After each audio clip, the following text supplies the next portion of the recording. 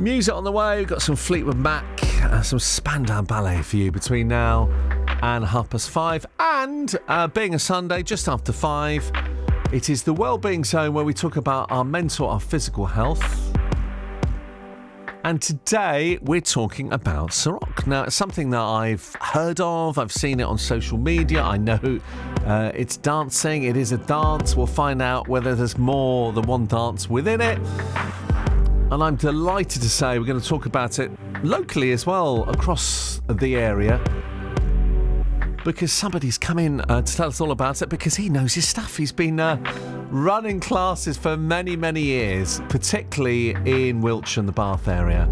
His name is Richard Beauvoisin, and he's here today. And the lovely sort of serendipity of all of this is that his surname is French.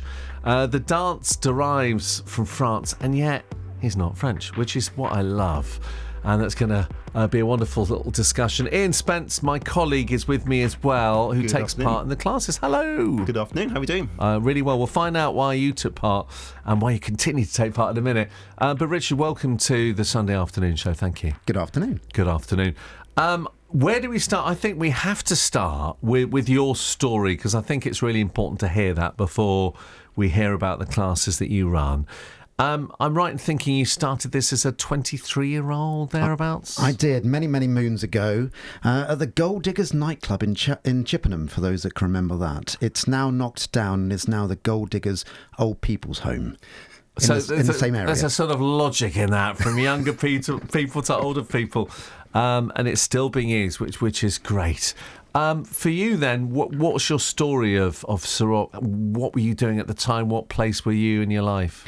So I'd always wanted to dance. I'm really quite sad in that I watched Dirty Dancing as a teenager and I wanted to be Patrick Swayze. That's not sad. Well, that's good. That's where I was. And I was like, that was my dream job to do. My wife at the time saw a busk in Chippenham Town Centre, which is where people go along and dance and promote the events. And she went, I've seen this dancing. I don't suppose you want to go along? And I was like, absolutely, let's go. And on the first night, I was hopeless. Couldn't do it at all. It blew my mind. But I stuck with it, and I ended up going 6 times a week for the first kind of year or so. Got absolutely addicted to it every single night. I was in the RAF at the time, and while all my comrades were going out, getting drunk and coming back and having hangovers, I was going out every night, getting fit, and actually dancing Ceroc. And what exactly is Ceroc, and what's the history, the background to it? Do you know, it's the hardest question in the world, how to describe Ceroc. Mm-hmm. We often describe it as, imagine salsa, because most people can imagine what salsa dancing looks like, but without the complicated footwork. So whereas in salsa you kind of have set footwork, in Ceroc it's more of a walking dance. So as long as you can walk, then you can dance. And in fact, we have people in wheelchairs that do Ceroc as well, so you don't even need to walk in truth. But Ceroc started back in 1980. A chap called James Cronin, he saw it in France and he brought it over to London and started off there. It was kind of like a dancer that had a business.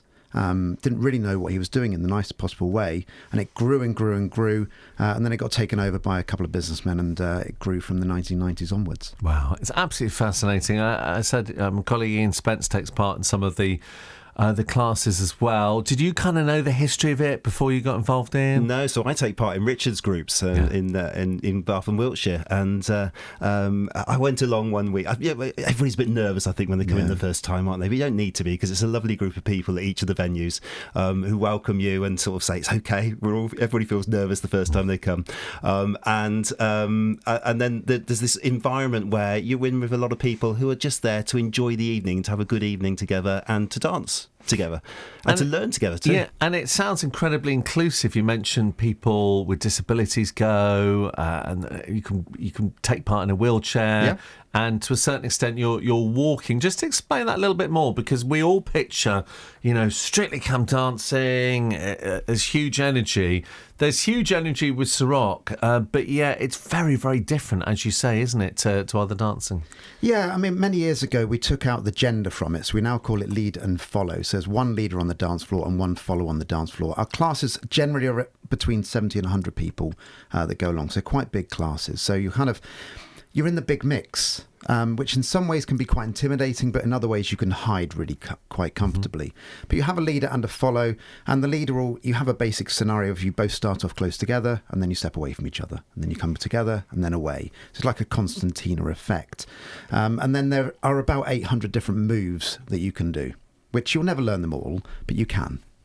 And in terms of, the dance itself, I imagine it's really, really good for your balance, isn't it? Absolutely. Yeah, it's kind of one of those strange things. For the follows, they do a lot of turning and spinning. And we often talk about the fact that lots of people, if they want to turn or spin, they'll try and keep their feet apart, which actually makes them more unbalanced. So they try and keep their feet together, even though their brain's telling them, I want to spread my feet apart. But actually having your feet together, learning how to spin, learning how to turn, it's fantastic for your balance, and certainly helps you not fall over, that's for sure. Definitely. It sounds like it is your first love, Ceroc. Just you talking about it seems like for you, it's much more than a passion. It's my life, in a really sad sort of way again. I live and breathe it. I wake up first thing in the morning, and I have the very good pleasure of doing this full time. I have my own little studio at home where I do a lot of private one-to-one lessons, and then go out most nights and teach dancing or go along to the events. How much has it changed, and do chip in, Ian, of course, how much has it sort of changed since COVID, or has it not particularly changed? COVID wasn't great for us, so we found out that COVID was here and we got shut down immediately. If you imagine a room of 100 people that are all within 1 metre of each other and change partners every 3 minutes, that's not the best scenario for COVID. But we kind of got past that. It's taken definitely a few years to get back up to the levels we were beforehand. I think everybody now just appreciates it much more. That's the key thing. Before, everybody took it for granted it would always be there. Yeah. And now it's not always necessarily going to be there. So every time anybody comes out, they love it.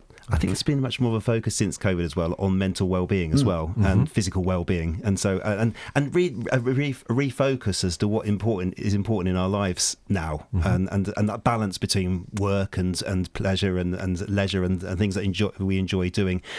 So I think that's probably helped in the sense that people's attitudes to their own well-being, and finding groups that work for them, be that yoga or dancing, whatever it is that works for them. I think COVID did that. It did. The one thing we did change, which was quite strange, is we brought the whole evening slightly forwards. All of the evenings used to run from 8 until 11 o'clock. And where with COVID, most people went to bed earlier.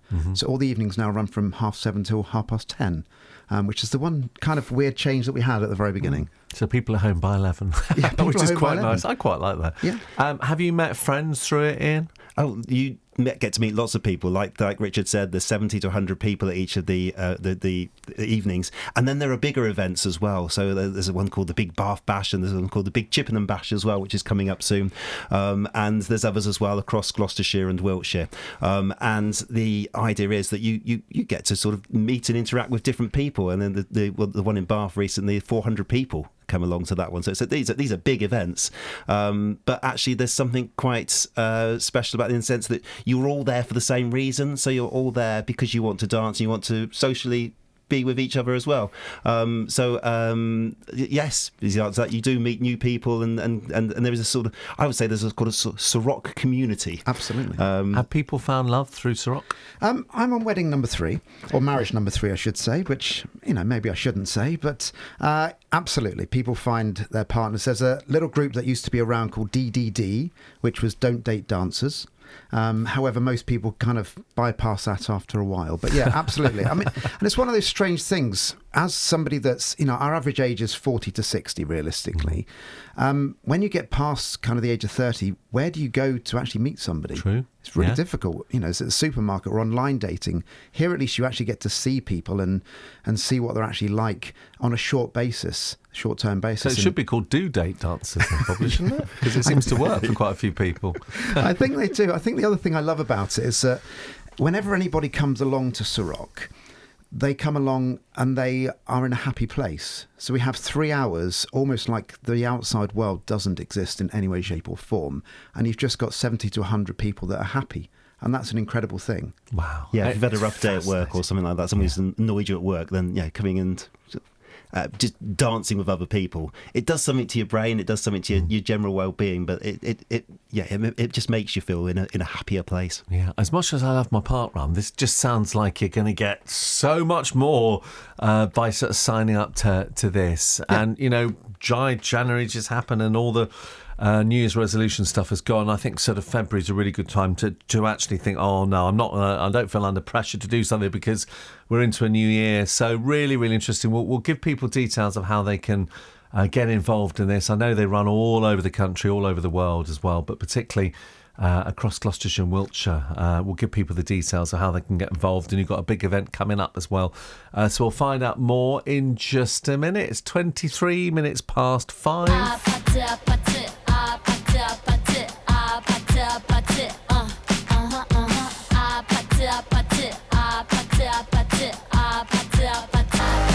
You can't really not dance to this song, can you, really? It's Rosé, Bruno Mars and APT. In fact, my guest, or one of my guests' favourite songs of his daughter, at least, this afternoon. We're talking about Ceroc and groups in Bath and Wiltshire, classes and freestyle events in places like Chippenham, Melksham, Bradford-on-Avon, Salisbury and Swindon. Maybe it's something you want to take up for 2025.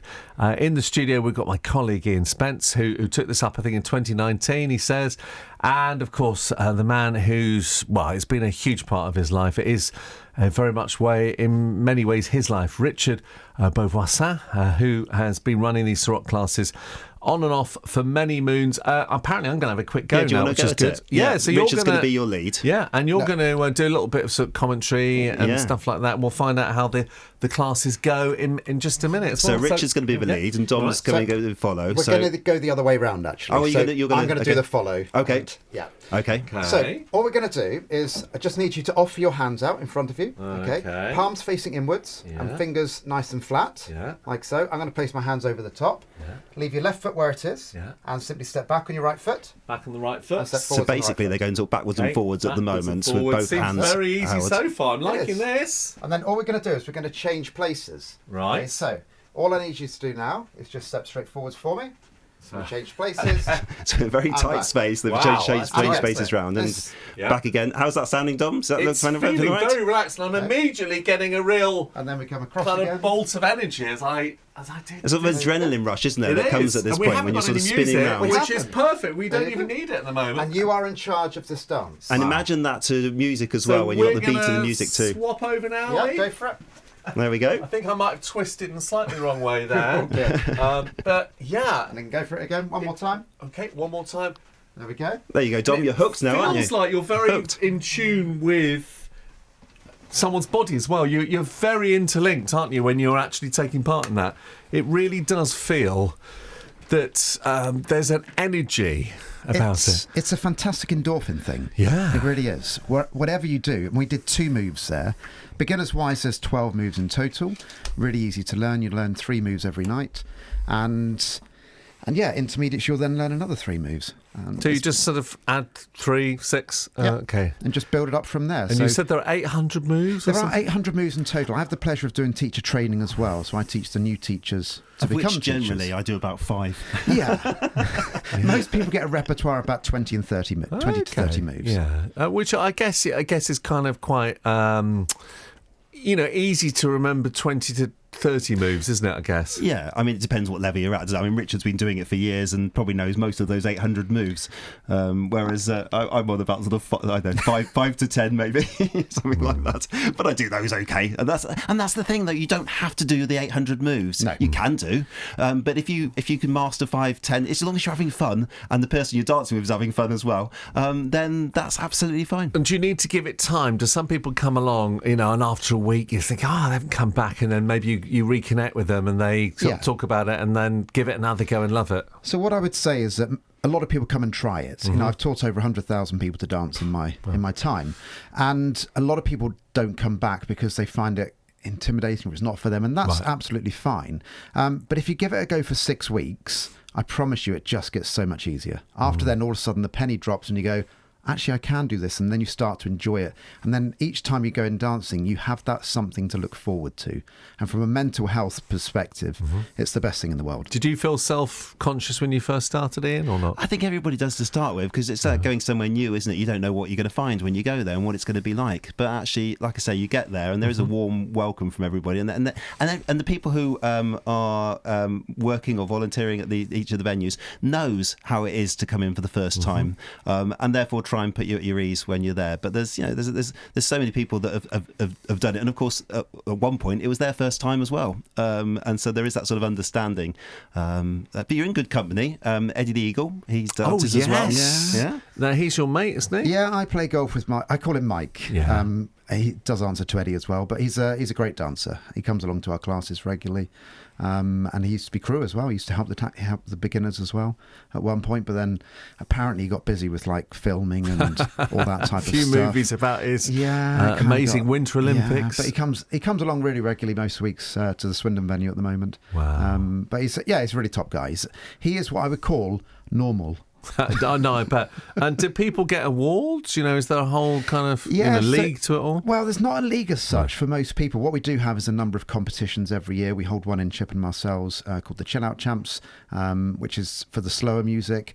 But yeah, there are about 6 competitions every year where people can join in at the top levels. Do we get chocolate at the end? If you want to, we actually provide tea and cake on our Saturday nights. Oh, some good cake as well. And in fact, a big shout out to Dot very quickly, who does a lot of our baking. She's an incredible baker. Thank you, Dot. Sounds great. So what's this event you've got coming up? Something big coming up, haven't you? Well, let's see. We've got 2 events further this year. We've had the Big Bath Bash. We've got the Chill Out Champs in May, and then the Big Chippenham Bash. That's in August.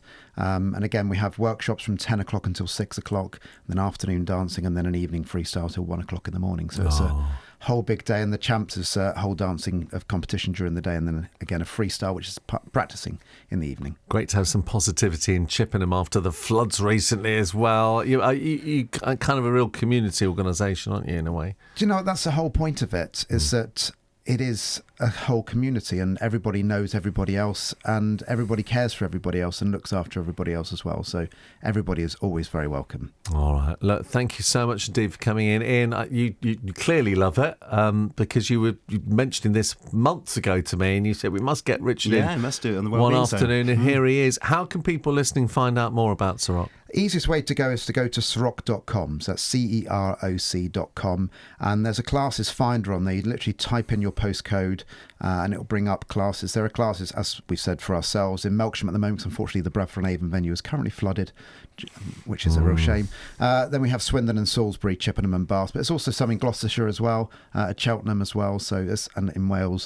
So there's lots in this kind of local area that you can still go to. But ceroc.com is the place to go to. All right. Thank you so much, Steve, for coming. And really appreciate it. It's been great. Thank you. That energy from you is so You've got the buzz now. You're going to be hooked. I tell you what, are we going to get you along? I think you definitely get. I've got a whole list of things to do in and around Wiltshire over the next few months as well. I've been invited along to the Southwick Park Run as well. So I must get busy over the spring and summer.